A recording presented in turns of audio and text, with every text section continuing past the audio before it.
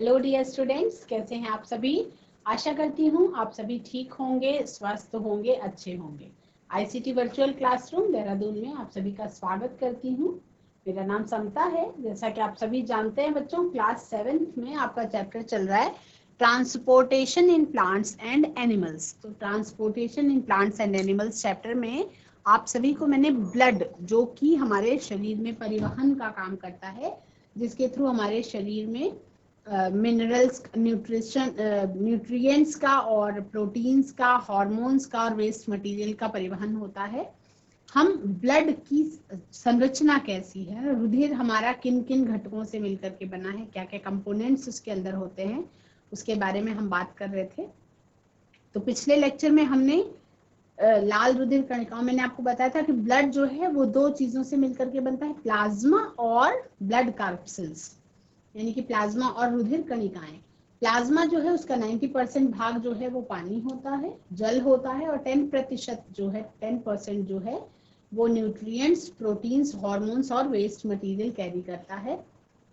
उसके अलावा ब्लड में पाई जाने वाली रुधिर कणिकाएं होती हैं। रुधिर कणिकाएं जो हैं वो 3 प्रकार की होती हैं। रेड ब्लड सेल्स, या जिन्हें हम आरबीसीज कहते हैं, जिनके ऊपर हीमोग्लोबिन नाम का पिगमेंट होता है और उसी के कारण उनका कलर जो है वो लाल होता है, और इन्हीं रेड ब्लड सेल्स के कारण ही हमारे ब्लड का कलर भी हमें लाल दिखाई पड़ता है। उसके अलावा व्हाइट ब्लड कार्पसेल्स मौजूद होती हैं, जिन्हें हम डब्ल्यूबीसी कहते हैं, श्वेत रुधिर कणिकाएं कहते हैं। और ये जो श्वेत रुधिर कणिकाएं हैं बच्चों, ये हमारे शरीर की रोगजनकों से लड़ने में हेल्प करती हैं। तीसरे प्रकार की ब्लड कार्पसेल्स जो होती हैं उन्हें हम ब्लड प्लेटलेट्स कहते हैं। क्या कहते हैं?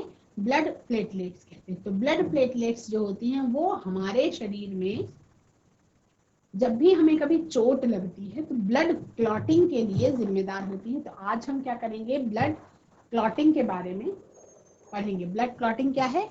Clotting is an important character of blood which helps in preventing blood loss at the time of any physical injury, है ना। क्लॉटिंग क्या है? क्लॉटिंग एक ऐसा महत्वपूर्ण लक्षण है हमारे ब्लड का कि जब हम कभी भी, हमें कोई चोट लगती है, कोई फिजिकल इंजरी होती है, तो उस समय पे हमारा ब्लड लॉस ना होता रहे, उससे बचाव के लिए क्या होता है कि ब्लड क्लॉटिंग की महत्वपूर्ण जो घटना है उसके लिए, ब्लड क्लॉटिंग के लिए जिम्मेदार कौन होता है? Platelets. The blood clot is formed with the help of platelets. तो ब्लड क्लॉट जो है वो प्लेटलेट्स की हेल्प से बनता है, यानी कि जो रक्त का थक्का जमने की प्रक्रिया, यानी कि हमारा खून बहते बहते बंद हो जाता है, पपड़ी जैसी होने लगती है, तो वो प्रक्रिया किसके कारण होती है? वो प्लेटलेट्स के कारण होती है, जो भी क्या है, एक प्रकार की रुधिर कणिकाओं का ही भाग है। क्या है? एक प्रकार की रुधिर कणिकाओं का ही भाग है। ठीक है। When any physical injury damages a blood vessel, जब किसी भी तरह की फिजिकल इंजरी जो है वो ब्लड वेसल्स को डैमेज करती है, the platelets release an enzyme that help in production of a protein thrombin। ये वाली लाइन सभी बच्चे नोट करेंगे। ब्लड वेसल्स के डैमेज होने पर प्लेटलेट्स जो हमारे ब्लड में मौजूद हैं वो एक ऐसा एंजाइम रिलीज करती हैं जो थ्रोम्बिन प्रोटीन के बनने के लिए जिम्मेदार होता है ना। थ्रोम्बिन प्रोटीन क्या है? Thrombin protein converts fibrinogen protein present in the blood fibrin. Thrombin protein क्या है? फाइब्रिनोजन प्रोटीन जो हमारे ब्लड में मौजूद है उसको फाइब्रिन में बदल देता है। ठीक है। These fibrin proteins form a fine mesh work around the wound, और ये घाव के आसपास एक जालवत संरचना बना लेता है, जिसमें ब्लड सेल्स जो है क्या हो जाती हैं? ट्रैप हो जाती हैं। This fibrin network then contracts along with the blood cells and results in the formation of a solid clot which plugs the cut। बहुत आसान तरीके से अगर समझेंगे तो, क्योंकि आप अभी 7th क्लास में ही हैं, तो हम बस इतना जानेंगे कि जब भी हमें कभी कोई चोट लगती है बच्चों, तब उसमें खून लगातार ना बहता रहे, इसके लिए हमें हमारी प्लेटलेट्स हेल्प करती हैं। प्लेटलेट्स क्या करती हैं, जब हमें कोई चोट लगती है तो प्लेटलेट्स एक ऐसा एंजाइम रिलीज करती हैं जो एंजाइम थ्रोम्बिन नाम का प्रोटीन बनाने में हेल्पफुल होता है। थ्रोम्बिन नाम का प्रोटीन क्या करता है, हमारे ब्लड में मौजूद फाइब्रिनोजन प्रोटीन को फाइब्रिन में बदल देता है। फाइब्रिन प्रोटीन जो है वो एक ऐसी जाल जैसी संरचना बनाती है जिसमें ब्लड सेल्स जो है पकड़ी जाती हैं, ट्रैप हो जाती हैं, और उसके बाद फिर वो सिकुड़ती हैं और घाव को ऊपर से क्लॉट हो जाता है और घाव जो है वो उसको बंद कर देती है। ठीक है, तो ये हो गया आपका प्लेटलेट्स का काम। ये क्या हो गया आपका प्लेटलेट्स का काम। हमारे ब्लड में कुछ और चीजें भी मौजूद होती हैं, है ना। हमारे जब हम परिवहन सिस्टम, हम परिवहन तंत्र की बात कर रहे हैं ना, तो हमारे उसमें लिम्फ भी मौजूद होता है, जैसे हम लसिका कहते हैं। क्या कहते हैं, लसिका। लिम्फ को हम क्या कहते हैं, लसिका कहते हैं। लसिका क्या होती है, lymph is a watery clear fluid.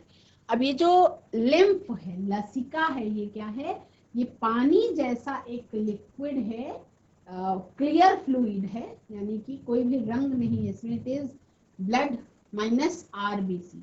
ये क्या है, ये एक ऐसा ब्लड का फॉर्म है जिसमें रेड ब्लड सेल्स मौजूद नहीं हैं। क्लियर समझ में आ रहा है। ये ब्लड का एक ऐसा फॉर्म है, लसिका वो है जिसमें लाल रुधिर कणिकाएं मौजूद नहीं है। लिम्फ का मतलब क्या हुआ, लसिका मतलब क्या हुआ,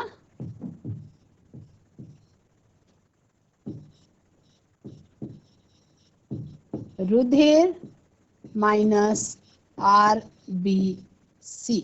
मतलब ब्लड ऐसा जिसमें आरबीसी मौजूद नहीं है। तो क्या क्या मौजूद है, जब आरबीसी मौजूद नहीं है तो उसमें इरिथ्रोसाइट्स एब्सेंट हैं। इसका मतलब उसमें ल्यूकोसाइट्स प्रेजेंट हैं और उसमें वाटरी फ्लूइड प्रेजेंट है।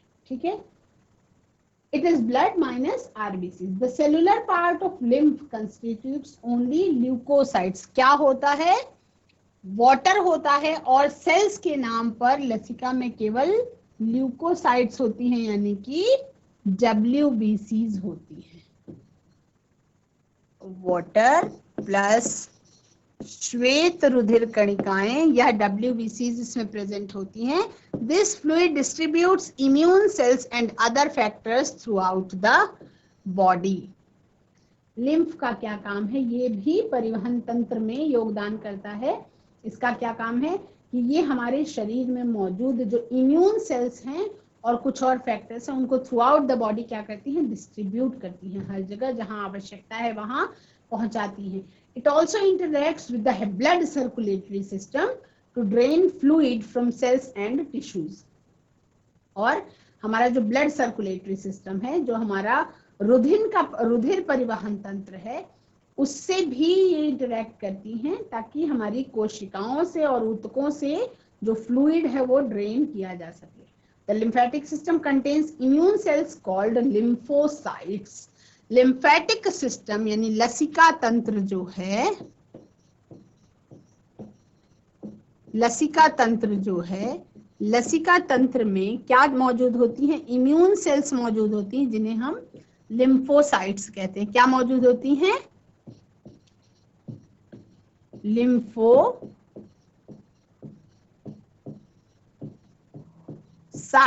जिन्हें हम इम्यून सेल्स कहते हैं, इम्यून सेल्स कहते हैं। ठीक है, which protects the body against foreign antigens, viruses, bacteria, etc. हमारे शरीर में लिम्फेटिक सिस्टम है जिसमें इम्यून सेल्स मौजूद होती हैं जिन्हें हम लिम्फोसाइट्स कहते हैं। ये क्या करती हैं, हमारे शरीर की रक्षा करती हैं। क्या करती हैं, हमारे शरीर की रक्षा करती हैं और हमारे शरीर को फॉरेन एंटीजेंस से बचाने का काम करती है, क्योंकि इसके अंदर क्या मौजूद है, WBCs मौजूद है। ठीक है, वायरसेस से, बैक्टीरिया से, इनसे सबसे रक्षा करती है। That invade the body. Lymph also help in transporting nutrition and oxygen to various body parts. और लसिका का और क्या काम है, वो न्यूट्रिशन और ऑक्सीजन को अलग अलग भागों तक पहुंचाने का भी, ट्रांसपोर्ट करने का भी काम करती है। ठीक है, तो सभी बच्चे क्या करेंगे, लसिका तंत्र लिखेंगे और लसिका तंत्र में आप थोड़ी चीजें लिखेंगे। क्या लिखेंगे कि लसिका जो है एक पारदर्शी द्रव है, जलीय पारदर्शी द्रव है, और ये एक ऐसा द्रव है हमारे शरीर के अंदर जो पाया जाता है जिसके अंदर रेड ब्लड सेल्स मौजूद नहीं होती है ना। एक वाटरी फ्लूइड होता है पर क्लियर होता है, रंगहीन होता है, क्योंकि उसके अंदर लाल रुधिर कणिकाएं मौजूद नहीं होती हैं। The cellular part of lymph constitutes only leukocytes, यानी कि अब लसिका के अंदर जो कोशिकीय भाग मौजूद है वो क्या है, केवल ल्यूकोसाइट्स मौजूद हैं। ल्यूकोसाइट्स जिन्हें हम WBC या श्वेत रुधिर कणिकाएं भी कहते हैं। और ब्लड के कंपोनेंट्स में मैंने आपको श्वेत रुधिर कणिकाएं पढ़ाते हुए ये बताया था कि श्वेत रुधिर कणिकाएं जो है वो हमारे शरीर में रोग जनकों से लड़ने में हमारे शरीर की रक्षा करती हैं, रोगों से लड़ने में हमारे शरीर की हेल्प करती हैं, सहायता करती है। ये जो लसिका है, जो लिम्फ है, this fluid distributes immune cells and other factors through out the body. ये जो फ्लूइड है ये हमारे शरीर में इम्यून सेल्स को डिस्ट्रीब्यूट करता है और अदर फैक्टर्स कुछ और भी है ना, वो भी, उनका भी परिवहन इसके द्वारा पूरे शरीर में हमारे होता है। ये हमारे ब्लड सर्कुलेटरी सिस्टम को भी इंटरैक्ट करता है जब हमारी सेल्स से और टिश्यूज से फ्लूइड को ड्रेन करवाना होता है। ठीक है, तो अब सभी बच्चों को क्लियर हो गया कि लसिका में वाटर मौजूद होता है और श्वेत रुधिर कणिकाएं WBCs मौजूद होते हैं। और WBCs क्या हैं, WBCs ऐसे हैं कि जो रंगहीन होते हैं, जिनके पास, जो अगर RBC नहीं है उसके अंदर, और इसलिए वो क्लियर होता है, यानी कि पारदर्शी होता है, रंगहीन होता है। ठीक है, तो ये तो हो गया आपका लसिका। तो ब्लड कंपोनेंट्स में आप सभी ने देखा कि आपने किस किस चीज के बारे में जान लिया। आपने प्लाज्मा के बारे में जान लिया, आपने रुधिर कणिकाओं के बारे में जान लिया। प्लाज्मा मैंने आपको बताया कि 90% भाग जल होता है, 10% भाग जो है वो उसी जल में घुलनशील प्रोटीन्स हैं, न्यूट्रिएंट्स हैं, हॉर्मोन्स हैं और एक्सक्रीटरी मटेरियल है। बाकी बचा हुआ घटक जो है वो है रुधिर कणिकाएं। रुधिर कणिकाएं 3 प्रकार की होती हैं, आपके RBCs हैं, WBCs हैं और ब्लड प्लेटलेट्स हैं। RBCs जो हैं उनमें हीमोग्लोबिन नाम का एक हीमोग्लोबिन पाया जाता है, जो कि लाल रंग का लवक, रेड कलर का एक पिगमेंट होता है, और उससे हमारा ब्लड का जो कलर है वो लाल होता है, और हीमोग्लोबिन के साथ ही ऑक्सीजन अटैच होकर के पूरे शरीर में जाती है, जिससे हमारे शरीर में श्वसन की प्रक्रिया होती है। WBCs जो हैं वो कलरलेस होती हैं और ये हमारे शरीर की रोगों से लड़ने में सहायता करती हैं। तीसरे प्रकार की रुधिर कणिकाएं पाई जाती हैं जिन्हें हम ब्लड प्लेटलेट्स कहते हैं। ब्लड प्लेटलेट्स का काम है हमारे शरीर में जब भी कभी चोट लगे, रिपेयरिंग का काम है, और जब भी कभी चोट लगे तो ब्लड क्लॉटिंग जो है वो ब्लड प्लेटलेट्स के कारण ही संभव हो पाती है। मैंने आपको लिम्फ के बारे में बताया, लसिका के बारे में बताया। लिम्फ जो है एक द्रवीय पारदर्शी द्रव है ना, जलीय पारदर्शी द्रव है, वाटरी क्लियर फ्लूइड है। It is blood minus RBC, यानी कि ऐसा ब्लड है, इसको हम ऐसा ब्लड कह सकते हैं जिसमें RBC प्रेजेंट नहीं है, यानी कि कलरलेस है, उसमें रंग कोई मौजूद नहीं है। The cellular part of lymph constitutes only leukocytes. अब क्या है कि लसिका में केवल ल्यूकोसाइट्स मौजूद होते हैं। The fluid distributes immune cells, उसमें क्या होती है, इम्यून सेल्स मौजूद होती हैं और कुछ अदर फैक्टर्स जो है थ्रू आउट द बॉडी। लसिका क्या करती है, परिवहन करती है, वो ब्लड सर्कुलेटरी सिस्टम से भी इंटरेक्ट करती है ताकि जब फ्लूइड ड्रेन करना हो सेल्स और टिश्यूज से तो हेल्प हो सके। लिम्फेटिक सिस्टम में इम्यून सेल्स मौजूद होती हैं, उन इम्यून सेल्स को हम क्या नाम देते हैं, लिम्फोसाइट्स कहा जाता है। ठीक है, तो ये सभी बच्चों का क्लियर हो गया है। तो सभी बच्चे इसमें ये वाला डायग्राम बनाएंगे और लिम्फ लिखेंगे उसमें। अब जब हम ब्लड के बारे में जान रहे हैं बच्चों, तो हम लोगों को ब्लड के जैसे जिसको हम कहते हैं ब्लड ट्रांसफ्यूजन, यानी कि जो हमारा ब्लड है, ब्लड डोनेशन सभी बच्चों ने सुना होगा कि रक्तदान होता है। तो ब्लड ट्रांसफ्यूजन का मतलब है एक व्यक्ति का ब्लड दूसरे व्यक्ति के शरीर में चढ़ाया जाना। इस प्रक्रिया को हम क्या कहते हैं? ब्लड ट्रांसफ्यूजन कहते हैं। एंड ब्लड ग्रुप्स, है ना, आप सभी बच्चों को हो जानकारी नहीं होगी, लेकिन यह है कि इतना जरूर आपको पता है कि आपका ब्लड ग्रुप, हर अलग अलग बच्चे का ब्लड ग्रुप जो है वो अलग अलग होता है।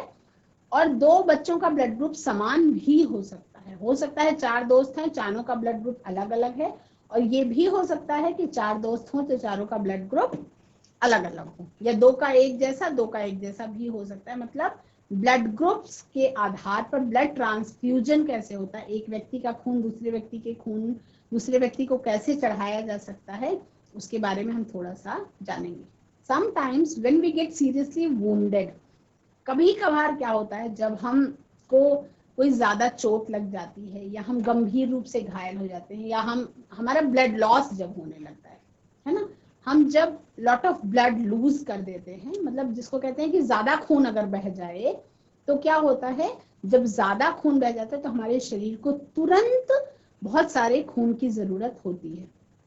अब तुरंत तो हमारा शरीर इतनी तेजी से खून का निर्माण नहीं कर सकता, तो this lost blood is replaced by blood taken from another person, but we cannot just take blood from any person, and hence characteristics of the blood are to be studied, है ना। हमें अगर खून हमारे शरीर से बहुत ज्यादा बह गया है तो हमें किसी दूसरे व्यक्ति का खून चढ़ाना पड़ता है, ठीक है, लेकिन हम यूं ही किसी भी व्यक्ति का खून नहीं चढ़ सकता हर एक व्यक्ति को। तो उसके लिए हमने पहले पढ़ा है ब्लड ग्रुप्स के बारे में, है ना। तो ब्लड क्या होता है, ब्लड को टेस्ट कराना पड़ता है, तभी हम ब्लड को एक व्यक्ति से दूसरे व्यक्ति में चढ़ा सकते हैं। तो जब the process of transfer of blood from one person to another is called blood transfusion, है ना।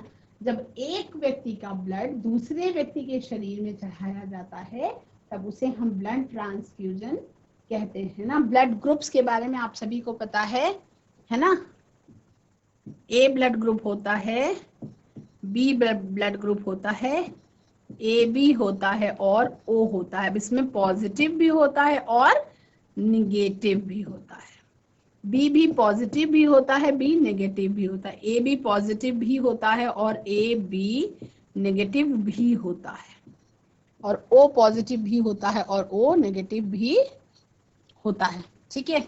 अब आज के समय में क्योंकि हर व्यक्ति बीमार है, हर व्यक्ति का खून किसी भी दूसरे रोगी को चढ़ाया भी नहीं जा सकता डायरेक्ट, तो अब क्या होता है, हमें ब्लड बैंक से ब्लड लेना होता है और ब्लड बैंक को उसके बदले में ब्लड दे देना होता है। बहुत पहले के जमाने में ऐसा होता था कि खून दिया गया और खून डायरेक्ट रोगी को चढ़ाया गया, पर अब क्योंकि अब हर व्यक्ति को कुछ ना कुछ प्रॉब्लम है, कुछ ना कुछ दिक्कत है, तो ब्लड बैंक से लिया जाता है जो हर प्रकार की टेस्ट से गुजर चुका होता है। और आपका जैसे मान लीजिए कि कोई बीमार है तो परिवार के सदस्य जो रक्तदान करते हैं वो ब्लड जो है ब्लड बैंक में जमा हो जाता है, और जिस ब्लड ग्रुप का ब्लड चाहिए आपके रोगी को, उस ब्लड ग्रुप का ब्लड जो है वो ब्लड बैंक होते हैं हॉस्पिटल्स में, उन ब्लड बैंक के थ्रू आपके रोगी को चढ़ाया जाता है, जिसमें हर प्रकार की जांच हुई होती है ताकि उस ब्लड में कोई इन्फेक्शन, उस ब्लड से कोई इन्फेक्शन रोगी को ना होने पाए। तो इस प्रकार की प्रक्रिया को हम क्या कहते हैं, ब्लड ट्रांसफ्यूजन कहते हैं। सभी बच्चों को क्लियर हो गया है? तो ये वाला पार्ट सभी बच्चे नोट कर लेंगे, जिसमें रक्त समूहों के नाम आप लिख लेंगे। रक्त समूहों के नाम, और उसके बाद आपके लिए एक गेम हो जाएगा। आप घर जाके अपने परिवार में सभी लोगों का क्या ब्लड ग्रुप है, अलग अलग लोगों का अलग अलग ब्लड ग्रुप आपको देखने को मिलेगा कि सबका ब्लड जो देखने में एक समान होता है, लाल रंग का ही होता है, उसका ब्लड ग्रुप अलग अलग हो सकता है।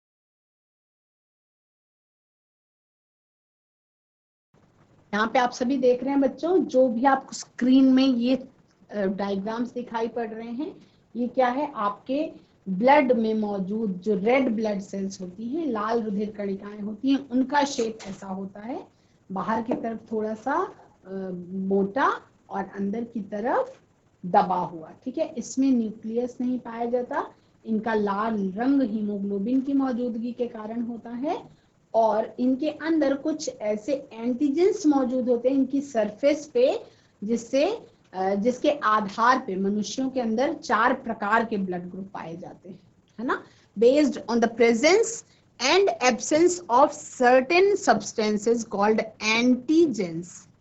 एंटीजेंस जो होते हैं ये हमारे शरीर में पहले से मौजूद होते हैं, और इन्हीं एंटीजेंस से रिएक्ट करके एंटीबॉडीज भी बनते हैं। तो जब वो कहाँ पे मौजूद होते हैं, इसकी सतह पे, लाल रुधिर कणिकाओं की सतह पे वो एंटीजेंस मौजूद होते हैं। और the blood of human beings can be divided into 4 blood groups, they are A B and O, है ना। कौन कौन से 4 मौजूद होते हैं, ए बी एंड ओ।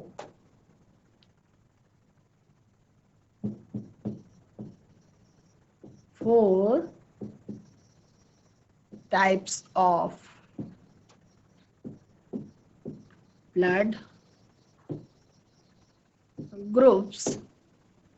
कौन कौन से, ए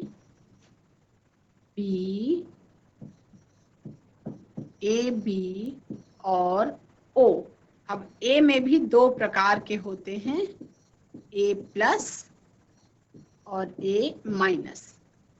बी में भी 2 प्रकार के होते हैं, B positive, B negative. A B में भी 2 प्रकार के होते हैं, ए बी पॉजिटिव और ए बी नेगेटिव।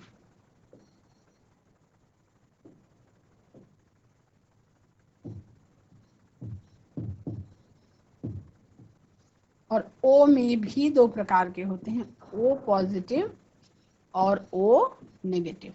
ठीक है, तो 4 ए बी और ओ, इन चारों में 8 तरीके के हो गए, मतलब 2 ए के हो गए, 2 बी के, 2 ए बी के और 2 ओ के। तो कितने हो गए, 8 प्रकार के ब्लड ग्रुप्स जो है वो मनुष्यों में पाए जाते हैं। इसमें से आपको क्या करना है, अपने घर में पूछना है आपके मम्मी का ब्लड ग्रुप क्या है, आपके पापा का ब्लड ग्रुप क्या है, और आपका ब्लड ग्रुप क्या है, आपके भाई का ब्लड ग्रुप क्या है, या आपकी बहन का ब्लड ग्रुप क्या है, आपके बाबा दादी का क्या ब्लड ग्रुप है। तो इससे आप केवल इतना ही अगर आता पूछेंगे अपने परिवार में, तो आपको ये समझ में आ जाएगा कि हाँ, एक ही परिवार में अलग अलग लोगों का अलग अलग ब्लड ग्रुप भी हो सकता है। तो अगर समझाने का मतलब ये है कि अगर किसी का ब्लड ग्रुप ए प्लस है ना, तो उसको हम बी प्लस वाला ब्लड ग्रुप नहीं चढ़ा सकते हैं। अगर किसी व्यक्ति का बी माइनस ब्लड ग्रुप है, तो उसे हम ए माइनस का ब्लड ग्रुप नहीं चढ़ा सकते हैं। तो कैसा ब्लड ग्रुप होना चाहिए, मैचिंग। जैसे लाल रंग में आप लाल रंग मिलाएंगे तो ही मैच करेगा, और अगर उसमें हरा रंग मिला देंगे तो वो धानी हो जाएगा। तो उसी तरह से ब्लड ग्रुप सेम जब होगा तभी ब्लड ट्रांसफ्यूजन जो है वो संभव है। तो ब्लड ग्रुप ए में ए एंटीजन मौजूद होता है, ब्लड ग्रुप ए में ए एंटीजन मौजूद होता है, ब्लड ग्रुप बी में बी एंटीजन मौजूद होता है, ब्लड ग्रुप ए बी में ए और बी दोनों एंटीजेंस मौजूद होते हैं, और ब्लड ग्रुप ओ में ना तो ए एंटीजन मौजूद होता है ना ही बी एंटीजन मौजूद होता है। ठीक है, और एंटीजन कहाँ पे मौजूद होते हैं, ये RBC की सतह पे मौजूद होते हैं। तो सभी बच्चे 4 टाइप्स ऑफ ब्लड ग्रुप्स लिख लेंगे, और ये वाला पोर्शन जो है इसमें कुछ समझ में नहीं आने पर आप चैट के माध्यम से या हैंड रेज के माध्यम से मुझसे पूछ सकते हैं।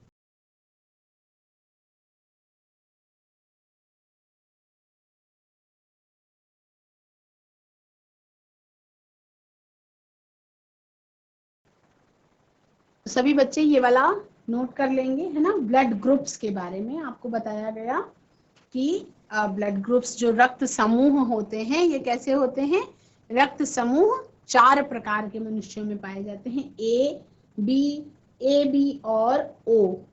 ए भी दो प्रकार का होता है, A plus A minus, B भी दो प्रकार का होता है, B plus B minus, A B भी दो प्रकार का होता है, ए बी प्लस और ए बी माइनस, और ओ भी दो प्रकार का होता है, ओ प्लस और ओ माइनस, जिसे हम O positive O negative, A positive A negative, B positive B negative और A B positive A B negative बोलते हैं, है ना।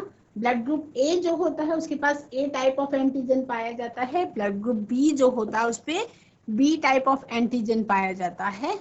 और ब्लड ट्रांसफ्यूजन के बारे में आप सभी ने जाना, आपने लिम्फ के बारे में जाना बच्चों, और आपने ब्लड क्लॉटिंग के बारे में जाना, है ना। तो सभी बच्चे क्या करेंगे, कुछ प्रश्न लिखेंगे, सभी बच्चे क्या करेंगे, कुछ प्रश्न लिखेंगे। कुछ प्रश्न क्या है, सभी बच्चे इसको नोट करेंगे अपनी कॉपी में, कुछ प्रश्न लिखेंगे। एक तो ये कि कौन से एंजाइम के कारण हमारे जो खून है वो जमता है ना। हमारा जो आरबीसी है उसका रंग लाल किस केमिकल के, मतलब किस चीज के कारण खून का रंग लाल होता है। ये सारे प्रश्न आप सभी बच्चों को नोट करने हैं, तो अपनी कॉपी खोलेंगे सभी बच्चे और इन प्रश्नों को नोट करेंगे।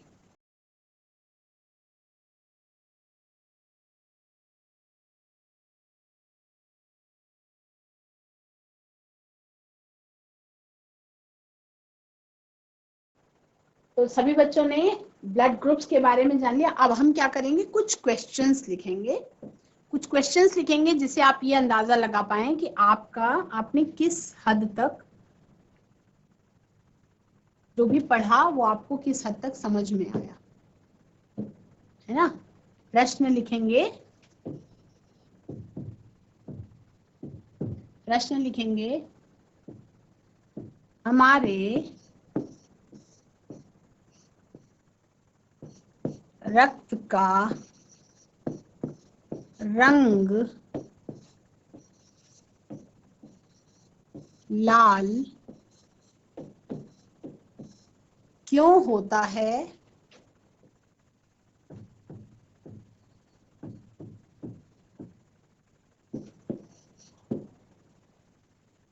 प्रश्न संख्या 2 लिखेंगे,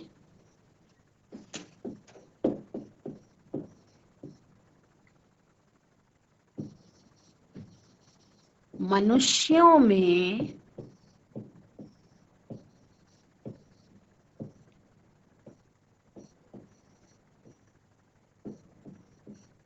कितने प्रकार का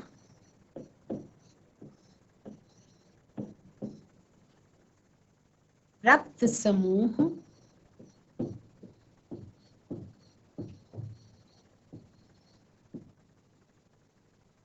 पाया जाता है।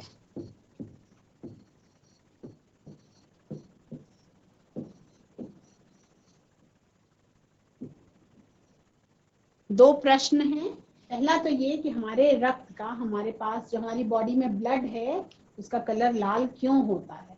दूसरा प्रश्न है कि मनुष्यों में कितने प्रकार का रक्त समूह जो है वो पाया जाता है।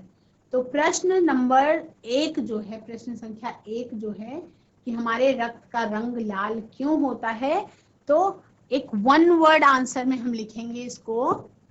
हम क्या करेंगे, इसमें वन वर्ड आंसर करेंगे, तब हम एक ही शब्द में लिखेंगे। आप इसको चाहें तो वाक्य में भी लिख सकते हैं, हमारे रक्त का रंग लाल हीमोग्लोबिन के कारण होता है। हमारे ब्लड में क्या चीज मौजूद है, हीमोग्लोबिन मौजूद है, और हीमोग्लोबिन की मौजूदगी के कारण हमारा जो ब्लड है वो रेड कलर का होता है, क्योंकि हीमोग्लोबिन क्या है, एक रेड पिगमेंट है।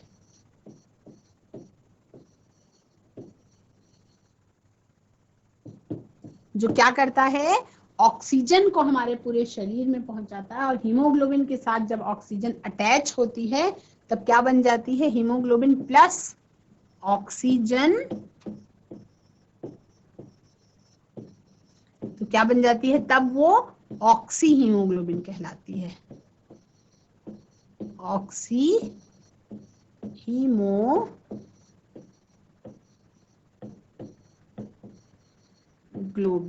क्या कहलाती है, ऑक्सी हीमोग्लोबिन कहलाती है। ठीक है। प्रश्न संख्या 2 क्या है, मनुष्यों में कितने प्रकार का रक्त समूह पाया जाता है ना? तो मनुष्यों में 4 प्रकार का रक्त समूह पाया जाता है।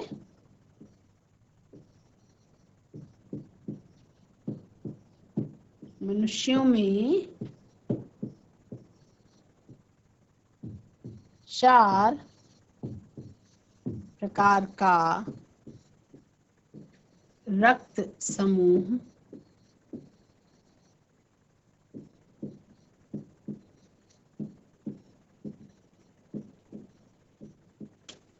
पाया जाता है। कौन कौन सा होता है? ए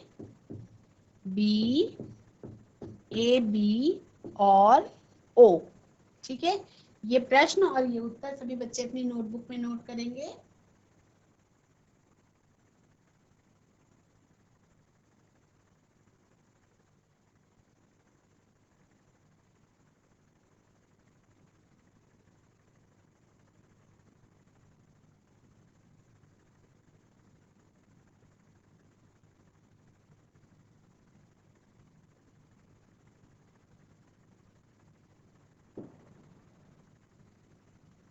के बाद हम लोगों को क्या करना है बच्चों?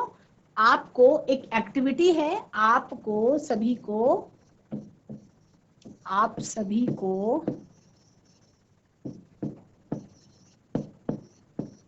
आपके परिवार में मौजूद लोगों के ब्लड ग्रुप पता करने हैं। आपके परिवार में मौजूद लोगों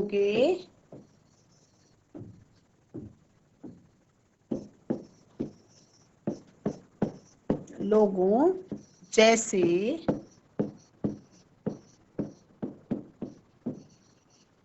माँ, पिताजी,